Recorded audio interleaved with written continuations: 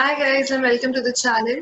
तो जैसे कि हम पढ़ रहे थे लॉस्ट स्प्रिंग और अपने अपनी पहली स्टोरी अपने पहले पार्ट ऑफ द वीडियो में कवर कर चुके हैं जो कि थी स्टोरी ऑफ साहिब आलम। तो आज के इस वीडियो में हम कवर करने वाले हैं हमारी दूसरी story, that is the story of Mukesh. So guys as we see here, हमारी दूसरी स्टोरी जो है स्टोरी ऑफ मुकेश, उसका टाइटल है I want to drive a car, which means यहाँ पे एक ड्रीम सिंबलाइज किया जा रहा है, मुकेश का dream. Now as we know हमारी दोनों स्टोरीज एक ऐसे बैकग्राउंड से आती हैं, एक ऐसे बच्चों के बारे में, the background which is very poverty stricken, और जहाँ पे जो उनका बचपन है, the childhood is also overburdened by the pressure of that their surroundings. So here we see जो मुकेश है, although he lives in that area, although he is surrounded by the burden of the poverty, still he dares to dream. Still वो सोचता है, how does he try to make that dream come true? Let's start with the chapter. Mukesh insists on being his own master. I will be a motor mechanic, he announces. So then, जो author है वो बताते हैं हमें कि मुकेश कहता है that he wants to be his own master. वो अपना मास्टर खुद बनना चाहता है, ना कि वो किसी और के अंडर काम करना चाहता है. And in that he says, I will be a motor mechanic. He says मैं एक motor mechanic बनना चाहता हूँ. Do you know anything about cars? I ask. I will learn to drive a car, he answers, looking straight into my eyes. Now the author says, जो मैंने उससे पूछा, क्या तुम्हें कार्स के बारे में कुछ पता है, क्या तुम जानते हो कुछ कार्स के बारे में? He says, I will learn how to drive car. मैं कार चलाना सीखूंगा. His dream looms like a mirage amidst the dust of the streets that fill his town, Firozabad. The author says, जो उसका dream है, it looms, मतलब एक धुंधला सा दिखाई देता है, like a mirage, like a hope, amidst the streets that fill in his town, Firozabad. See, कभी भी ऐसा होता है जब हम किसी चीज के बारे में, मिराज का मतलब क्या होता है, जब हम किसी चीज के बारे में बहुत सोचते हैं तो हमें ऐसा लगता है कि जैसे वो चीज हमारी फुलफिल हो रही है, हमारी ड्रीम, हमारी विश फुलफिल हो रही है. In the same manner author कहते हैं कि जो उसका ड्रीम है to become a motor mechanic, वो ऐसा है जो कि कुछ धुंधला धुंधला सा नजर आता है, कुछ फेडेड सा नजर आता है, लाइक अ मिराज, एक होप की तरह जो कि कहीं खो गई है उस डस्ट, उस स्ट्रीट्स में जिसकी डस्ट फिल करती है हिज टाउन फिरोजाबाद में, व्हिच शोज कि वो फिरोजाबाद से बिलोंग करता है.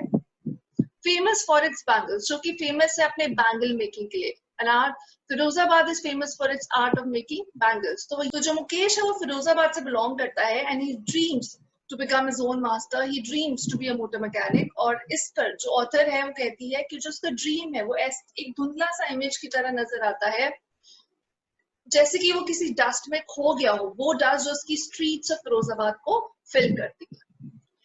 Every other family in Firozabad is engaged in making bangles. It is the center of India's glass blowing industry, where families have spent generations working around furnaces, welding glass, making bangles for all the women in the land, it seems. Now, author कहती है कि every other family, Firozabad में हर दूसरी family जो है is engaged in making bangles, वो bangles making में engaged है, बैंगल मेकिंग का काम करते हैं. It is the center of India's glass blowing industry, where families have spent generations. वो एक सेंटर है इंडिया की ग्लास ब्लोइंग इंडस्ट्री का. ग्लास ब्लोइंग इंडस्ट्री क्या होती है चिल्ड्रन? ग्लास ब्लोइंग इंडस्ट्री एक ऐसी इंडस्ट्री होती है जहाँ पे भट्टियां जलती हैं और जो ग्लास है उसको अलग अलग शेप्स और साइजेस में मोल्ड किया जाता है, अलग अलग शेप दी जाती है, अपने अपने हिसाब से जो भी बनाना चाहे आप उसके साइज दिया जाता है, उसकी शेप दी जाती है. इन द सेम मैनर जो फिरोजाबाद की ग्लास मेकिंग इंडस्ट्री है वहां पे बैंगल्स को मोल्ड किया जाता है, वहां पे ग्लास को मोल्ड करके बैंगल्स की शेप दी जाती है और बैंगल्स बनाई जाती है.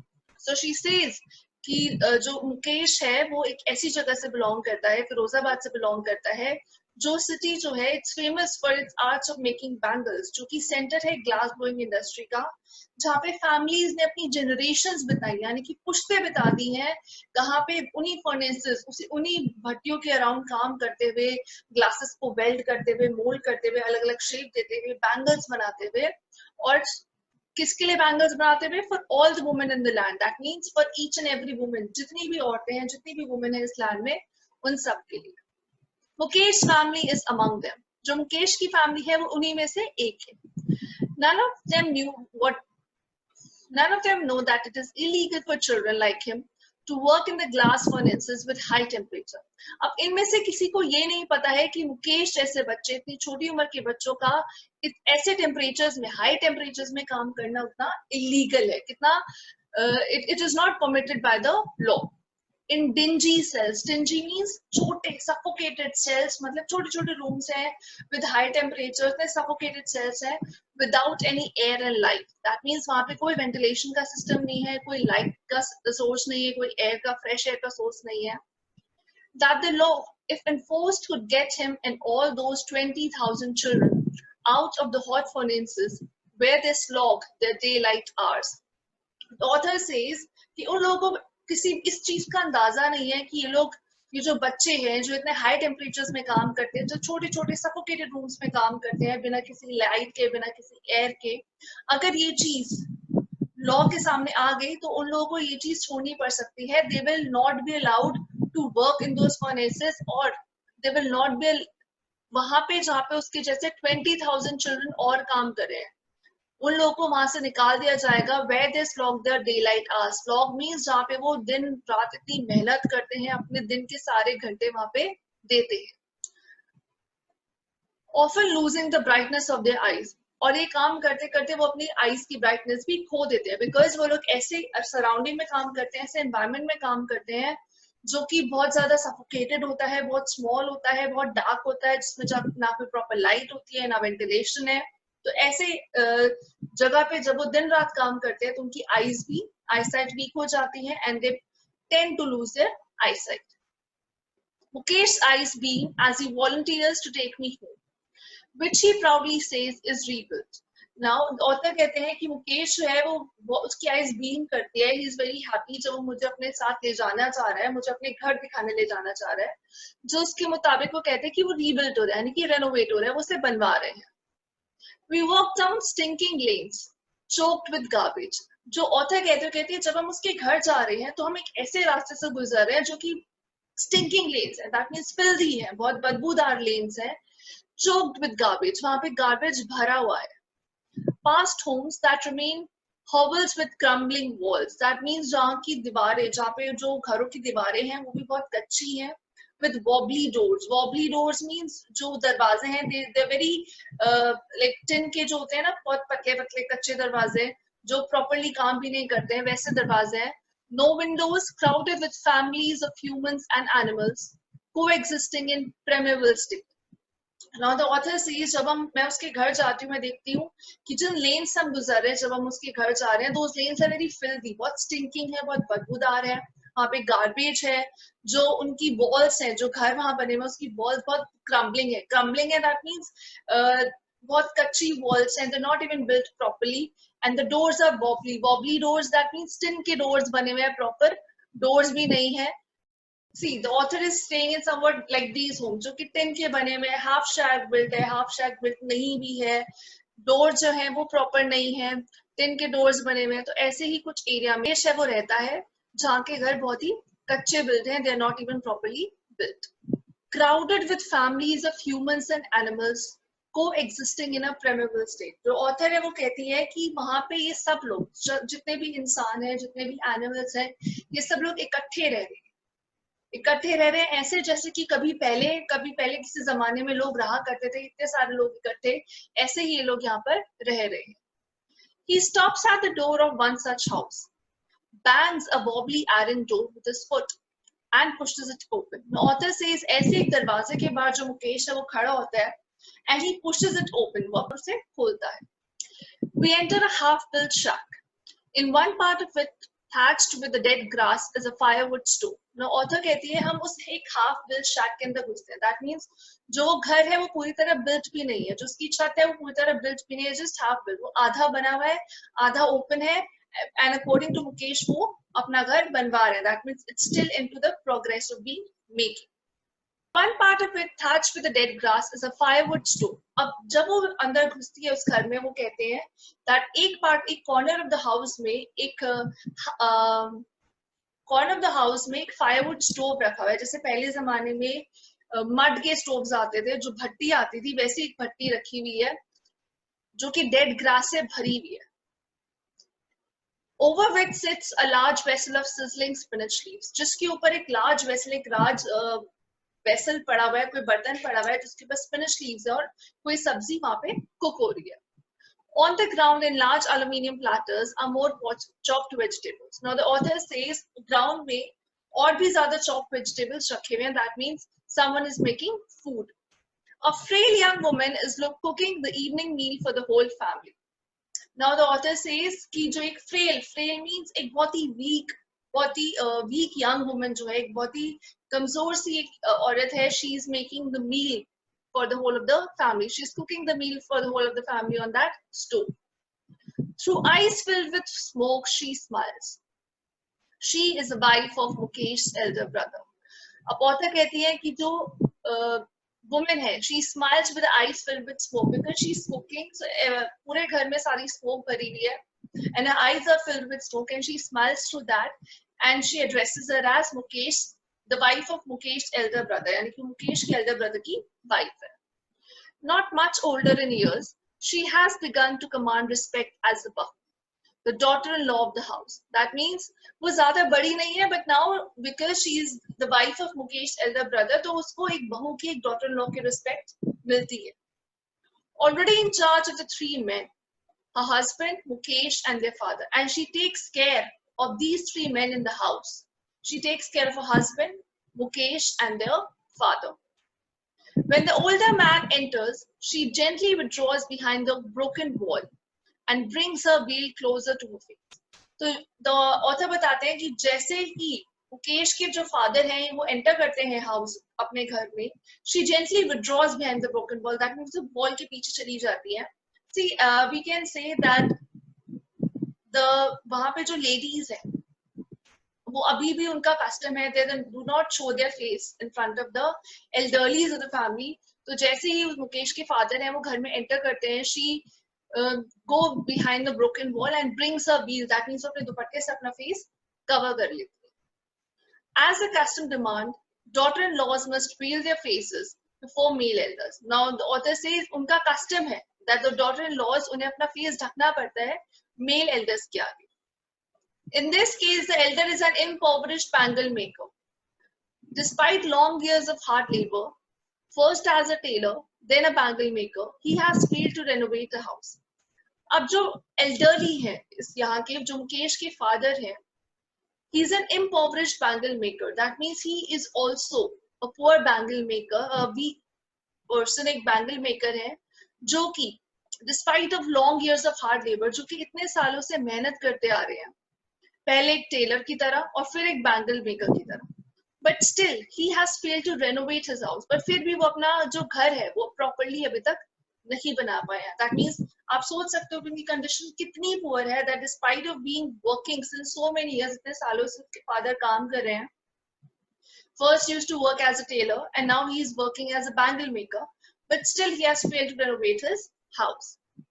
Sent his two sons to school. So he says वो ना ही अपना हाउस रेनोवेट कर पाए और ना ही अपने बच्चों को एजुकेशन दे पाए, ना ही अपने बच्चों को स्कूल भेज पाए. All he has managed to do is teach them what he knows, the art of making bangles. So the author says वो सिर्फ इतना ही कर पाए हैं, इतना ही मैनेज कर पाए हैं, उन्हें टीच कर पाए, उन्हें सिखा पाए हैं जो उन्हें आता है. क्या आता है? The art of making bangles. It is his karam, his destiny, says Mukesh's grandmother, who has watched her own husband go blind with the dust from polishing the glass of bangles. So now इतने में जो मुकेश की grandmother है वो कहती है that it is his karam, ये हमारे कर्म है, हमारी destiny है. और वैसे क्यों कहते हैं? Because उन्होंने अपने husband को और अपने elderlies को, अपने forefathers को भी देखा है इस ये art follow करते हुए और इस glass of bangles की dust से अपनी eyesight होते हुए. So she says that ये हमारे कर्म है, हमारे destiny है. And she's saying this because she has seen her husband doing lots and lots of labor, and she has seen her husband go blind because of the dust of the polishing of glass of bangles. Can a God-given lineage ever be broken? She implies. Now उसकी जो grandmother है वो कहती है क्या ये God-given lineage है, ये हमारा जो हमें inheritance दी गई है, ये God ने दी गई है, ये हमारी destiny में है, क्या कोई इसे तोड़ सकता है? She said ये हमें गॉड ने दिया है, ये हमारे डेस्टिनी में गॉड ने लिखा है, हम इसे नहीं तोड़ सकते. Born in the caste of bangle makers, they have seen nothing but bangles. She says, क्योंकि हम एक ऐसी कास्ट में born हुए हैं, the caste of making bangle makers, तो इसलिए उन्होंने पूरी जिंदगी अपने सिर्फ और सिर्फ bangles देखे और उसके अलावा और कुछ नहीं देखा. In the house, in the yard, in every other house, every other yard, every street in Firozabad. She says, हर जगह उन्होंने केवल bangles ही bangles देखी. Spirals of bangles. Sunny gold, paddy green, royal blue, pink, purple, every color born out of 7 colors of the rainbow. She says, हर तरीके की bangles मैंने आप बनते हुए देखे हैं, चाहे वो पैडी ग्रीन हो, रॉयल ब्लू हो, पिंक हो या पर्पल हो. She says, रेनबो के जितने 7 कलर्स हैं उतने बैंगल्स, उतने कलर्स के बैंगल्स हमने यहाँ बनते हुए देखी, बनाए हैं actually. Lie in the mounds and unkempt yards are piled on the 4-wheeled handcrafts. She says, वो यहाँ पे बनते हैं जो लाइन माउंट्स मीन्स वो इतने लार्ज अमाउंट में इकट्ठे होके बन के लार्ज अमाउंट में अनकेम्प्ट यार्ड्स, दैट मीन्स जो अनमेंटेन्ड यार्ड्स होते हैं, जो खुले एरियाज होते हैं जहाँ पे आप अपना स्टॉक रखते हो, ऐसे कुछ बैंगल्स को बना के ऐसे अनकेम्प्ट यार्ड्स में स्टॉक में बैंगल्स इकट्ठे करके इन्हें अनफिनिश्ड यार्ड्स में रख दिया जाता है. And then these bangles are from here carried, इन्हें 4-wheel कार्ट में कैरी करके ले जाया जाता है to a place along the narrow lanes of the shanty towns. That means वो पतली पतली गलियों से वहां से उन जो टाउन्स है वहां से उनको लेके जाते हैं. And in dark hutments next to the lines of flames of flickering oil lamps sit boys and girls with their fathers and mothers. कहते हैं कि वो जो बैंगल्स है उनको लेके जाते हैं उन नैरो लेन्स में से, जो यंग मैन है उसको पुश करके लेके जाते हैं ताकि उन्हें ट्रेड कर सके. And in the dark hutments, और वहां पे जो कुछ डार्क हट्स हैं, कुछ डार्क एरियाज है, फर्नेसेस बने हुए हैं, next to the lines of flames of flickering oil lamps sit boys and girls with their fathers in dark huts में flickering oil lamps के पास बैठकर, जो छोटे छोटे boys and girls अपने parents के साथ, अपने fathers और mothers के साथ बैठते हैं और जो colored glasses हैं उनको weld करते हैं, उनको mold करते हैं into the circles of bangles, bangles की shape देते हैं. Their eyes are more adjusted to the dark than to the light outside. So she says जो उनके eyes हैं वो इतना काम कर करके यूज हो चुके हैं कि डार्क में इतना काम कर करके भी यूज हो चुके हैं कि जो उनकी आईज हैं वो डार्क में एडजस्ट हो चुकी हैं, वो उन्हें डे लाइट ज्यादा सूट नहीं करती. That is why they often end up losing their eyesight before they become adults. She said this is the reason, क्योंकि वो इतना डार्क रूम्स में काम करते हैं जहाँ पे हाई टेम्परेचर्स होते हैं, without any light, without any ventilation. यही रीजन है कि वो अपनी आईसाइट बहुत जल्दी लूज कर देते हैं, उससे भी पहले, इससे भी एडल्ट्स बनने से भी पहले वो अपनी आईसाइट लूज कर देते हैं. Savita, a young girl in a drab pink dress, sits alongside an elderly woman soldering pieces of glass. Now she says, author is now has come up with a new story. She's telling about a girl, Savita. She's sitting with an elderly woman soldering the pieces of glass. That means she's again molding the pieces of glass and she's making bangles out of it. As her hands move mechanically like the tongs of the machine. That means जो उसके हाथ हैं वो ऐसे चल रहे हैं as if वो एक machine. I wonder if she knows the sanctity of the bangles she helps make. Or this says, I wonder. शायद ही उसको पता होगा कि जो sanctity means क्या importance है, क्या relevance है इन bangles की जो वो बनाने में help कर रही है. It symbolizes an Indian woman's suhag, auspiciousness in the marriage. She says, ये I hardly think शायद उसको इन बैंगल्स की रेलेवेंस के बारे में पता है जो कि बना रही है, कि जो बैंगल है वो सिंबलाइज करते हैं, वो एक सिंबल है किसका, इंडियन वुमेन के सुहाग का. It's a sign of auspiciousness, something good in the marriage. It will dawn on her suddenly one day when a head is draped with a red veil. She says ये दिन एक बार उसको भी देखना पड़ेगा, ये दिन उसके लाइफ में भी आएगा जब सडनली उसका जो हेड है it will be draped. That means उसके हेड पर एक रेड व्हील आएगा, एक रेड दुपट्टा आएगा. Her hands dyed red with henna, जब उसके हाथों पे हेना लगाई जाएगी. And red bangles drawn on to her wrist, और वो भी रेड बैंगल्स पहनेगी. So the author through these lines is trying to explain कि एक दिन उसकी लाइफ में भी ऐसा आएगा when she'll start learning the importance of these bangles which she is making, when suddenly one day she will also become a bride, उसके सिर पे भी वो लाल दुपट्टा होगा, and she will also wear red bangles, and she'll have applied henna on her hands. She will then become a bride. Now the author says at that moment when she'll become a bride, she will then realize all the importance of all these things into the life of a woman. Like the old woman beside her who became many years ago. And she will then become a bride, जैसे कि वो old woman जिसके साथ वो बैठी है वो कभी बहुत साल पहले वो बनी थी. She still has bangles on her wrist, but no light in her eyes. So the author says ये भी उसी तरह से bride बनेगी जैसे कि वो elderly woman बनी थी कुछ सालों पहले जब वो young थी, when she was young. And then she says this elderly woman, she has bangles on her wrist. उनके हाथों में bangles तो हैं, but sadly she does not have any light in her eyes. That means she is unable to see. एक वक्त से भर खाना भी नहीं खाया, she says, in a voice drained of joy. The author says जब मैंने उससे बात की, her answer was एक वक्त से भर खाना भी नहीं खाया. So guys, sale is a limited amount of quantity जो एक वक्त पे एक time पे हम खाते हैं, that fulfills our that fills our stomach. She says एक वक्त से भर खाना भी नहीं खाया. That means एक time proper तरीके से खाना भी नहीं खाया. She has not enjoyed even one full meal in her entire lifetime. The author says उन्होंने अब तक अपनी पूरी लाइफ में एक टाइम का खाना भी properly नहीं खाया. That's what she has reaped. Her husband, an old man with a flowing beard, says, I know nothing except bangles. She says, उनके जो husband है, he is an old man with a flowing beard, and he says, मुझे कुछ नहीं आता except making bangles. All I have done is make a house for the family to live in. He says, और मुझे कुछ नहीं आता है bangles बनाने के अलावा, और इस आर्ट से अब तक मैं सिर्फ अपनी फैमिली के रहने के लिए घर बना पाया. Hearing him, one wonders if he has achieved what many have failed in their lifetime. He has a roof over his head. So the author says, उनको सुनने के बाद मुझे ऐसा लगता है कि फिर भी उन्होंने लाइफ में वो कुछ अचीव किया है जो बहुत लोग नहीं कर पाए. At least he have a roof over his head, which others have still not able to. The cry of not having money to do anything except carry on the business of making bangles, not even though to eat and drinks in every home. So the author says कि ये जो cry है, ये जो रोना है, that they do not know anything except making bangles, ये सिर्फ एक ही घर की कहानी नहीं है. It goes on in each and every home. हर दूसरे घर की कहानी है फिरोजाबाद में. The young men echo the lament of the elders.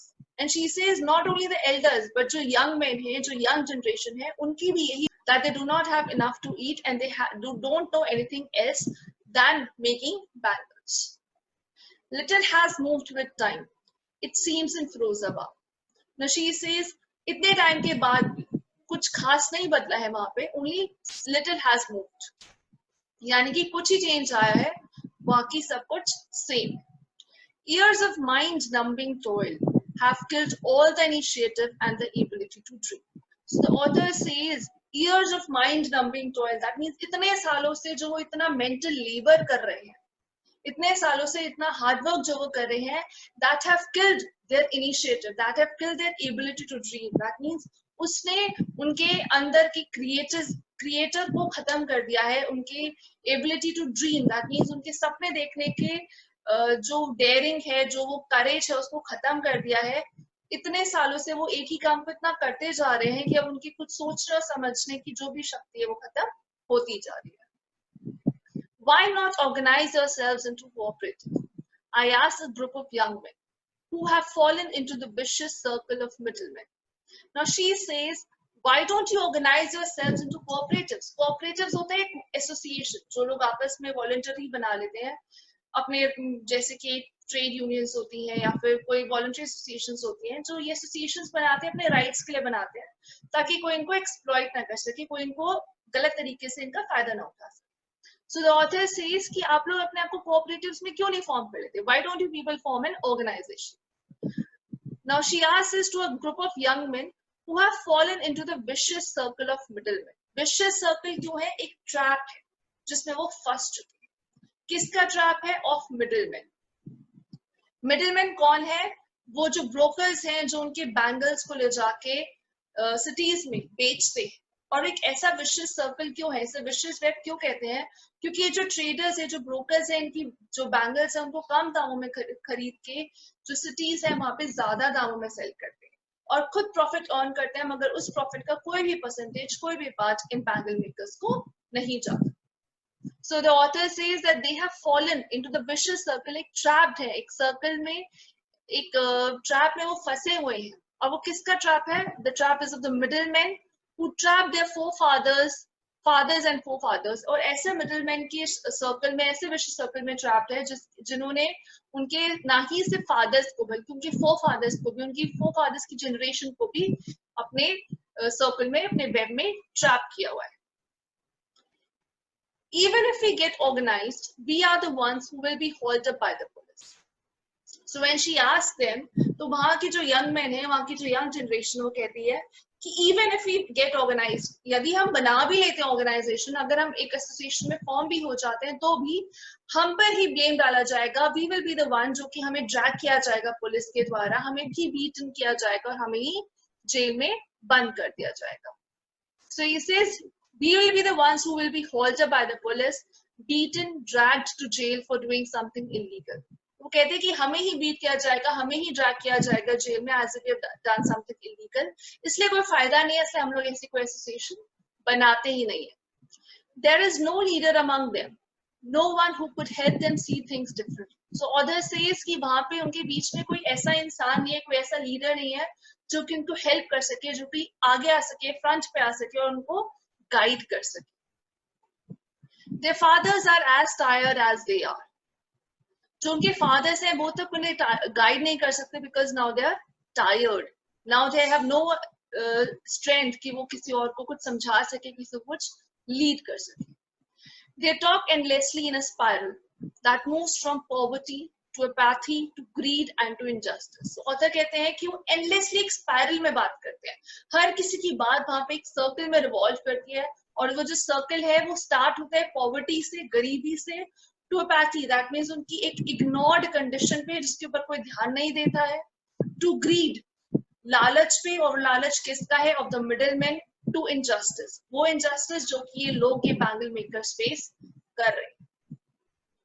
These lines here are very important, that they endlessly talk into the in a spiral। That means वो एक ही बात को बार बार हर किसी के जहन में, हर किसी के जुबान पर सिर्फ एक ही बात है बैंगल मेकर्स के, जो कि बार बार एक ही चीज के राउंड घूमती है। और वो स्पाइरल क्या है? पॉवर्टी में जिस कंडीशन में वो रह रहे हैं, से उस चीज पर कि उनका सेक्शन कितना इग्नोर्ड है, कि उन पर कोई ध्यान नहीं देता है, उनकी कंडीशन सुधारने के बारे में कोई नहीं सोचता है।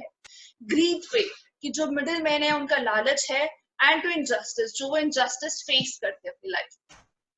Listening to them, I see two distinct worlds। The author says, जब मैं उनको सुनती हूँ, मुझे दो अलग-अलग worlds दिखाई देते हैं।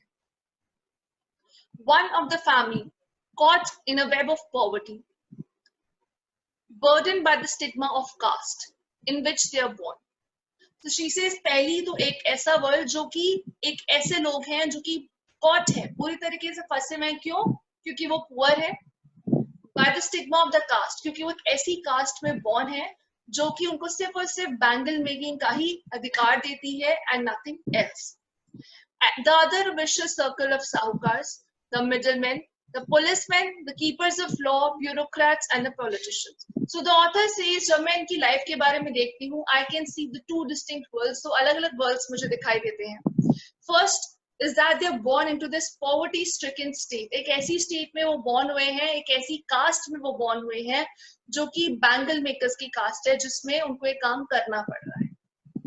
नेक्स्ट इज, वो एक ऐसे सर्कल में फंसे हुए, एक ऐसे वेब में फंसे हुए जो कि साहूकार्स, पॉलिटिशियंस, जो रिच पीपल है, ब्यूरोक्रेट्स हैं, सबसे सराउंडेड है, जिससे वो चाहकर भी बाहर नहीं निकल पा रहे। Together they have imposed the baggage on the child that he cannot put down। इन सब लोगों ने मिलकर एक चाइल्ड पे, इन लोगों पर, इनकी कास्ट पर एक ऐसा बैगेज डाला हुआ है, ये सब लोग मिलकर ऐसा बैगेज डाल देते हैं जिसे वो चाहकर भी नहीं उतार पाता वो बच्चा अपने ऊपर से, and then he is forced to do whatever his father is do. So the author says, जब एक चाइल्ड छोटा होता है, whenever a child is born in their caste, तो उस पर ये लोग इतना बैगेज डाल देते हैं रिस्पॉन्सिबिलिटीज का, दैट वो चाहकर भी कुछ नया नहीं सोच पाता, कुछ क्रिएटिव नहीं इनिशिएट कर पाता, और उसे अल्टीमेटली गिव अप करना पड़ता है और उसे वही चीज करनी पड़ती है जो उसके फादर कर रहे हो। Before he is aware, he accepts it as naturally as his father. इससे पहले कि उसको कुछ समझ में आए कि उसको करना क्या है, उसको वही करना पड़ता है जो उसके फादर से करने के लिए कहते हैं। To do anything else would mean to dare. So author says इनकी लाइफ में अगर वो कुछ और करने का सोचते भी हैं, that means उन्होंने एक daring किया, उन्होंने एक courage action लिया, courageous encouraging action लिया, and daring is not a part of growing up.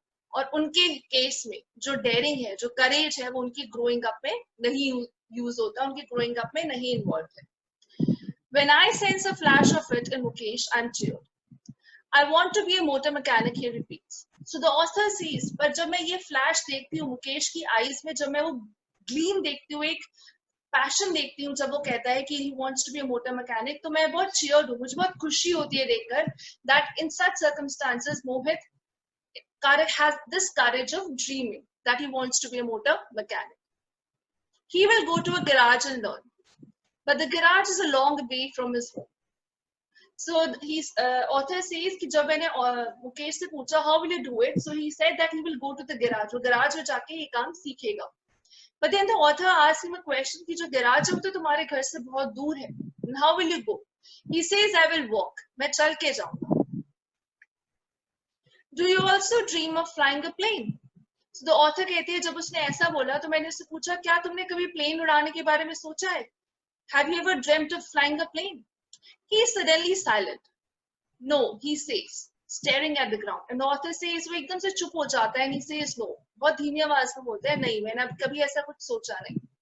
In a small murmur, there is an embarrassment that has not yet turned into regret. So the author says, जो उसका small murmur है, जो उसकी थोड़ी सी आवाज है, उसमें एक embarrassment था, पर वो embarrassment जो था, वो regret में नहीं बदली थी अब तक, because he still had this dream कि वो एक मोटर मैकेनिक बनना चाहता है, वो अपना मास्टर खुद बनना चाहता है, इसलिए वो जो एम्बैरेसमेंट था, शायद वो शर्मिंदगी थी कि अभी तक उसे कुछ नहीं पता है, पर वो तक रिग्रेट में नहीं बदला था, because he still had a hope of learning something.